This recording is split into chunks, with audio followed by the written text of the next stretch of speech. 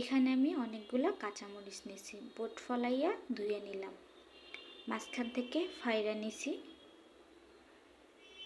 ভিতরের বিচিগুলা ফালাই দিছি, একটা বিচিও রাখিনি। এখন এগুলো সেদ্ধ করে নিব। সেদ্ধ করা শেষ। সাথে চিংড়ি মাছ, নারকেল কোড়ায় নিছি। এখন রান্না করব। দুইটা বড় বড় পেঁয়াজ চুলায় বসাই দিছি। এটা এখন অনেকক্ষণ ধরে ভাজি করব। আমি একটু পেঁয়াজটা হালকা পোড়া পোড়া করে ভাজি করব। কাঁচামরিচের ভিতরের বিচিগুলো ফলাইতে কিন্তু আমার অনেক কষ্ট হয়েছে গাইজ। যাক, তারপরও সমস্যাটাই, খাইতে ভালো হয়েছে। পেঁয়াজ ভাজি শেষ। এখন চিংড়ি মাছগুলো দিয়ে দিব।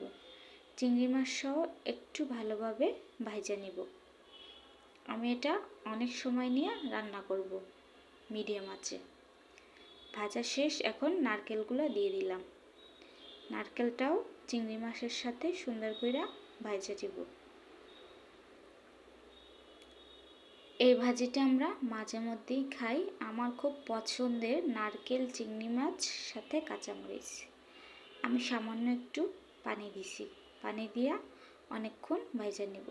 সাথে লবণও দিছি, হলুদের গুঁড়া। আমি এখানে আর অন্য কোনো মশলা ব্যবহার করব না, শুধু লবণ আর একটু হলুদের গুঁড়া। এটা ভালোভাবে অনেকক্ষণ ভাজা নেব।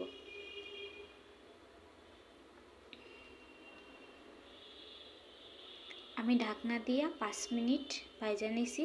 নারকেলটা একটু বেশিক্ষণ ধরে সিদ্ধ করতে হবে, এই জন্য। এখন কাঁচামরিচগুলো দিয়ে দিলাম।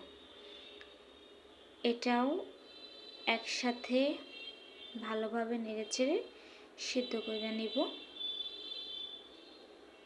2 মিনিটের জন্য। 2 মিনিট পর আমি পানি দিব। পানি দিয়া এটা 10 মিনিট জাল করব। 10 মিনিট পর কালারটা কিন্তু অনেক সুন্দর আসছে। মাশাআল্লাহ, এটা খাইয়া সবাই অনেক প্রশংসা করছে। ইভেন আমারও অনেক বেশি ভালো লাগছে।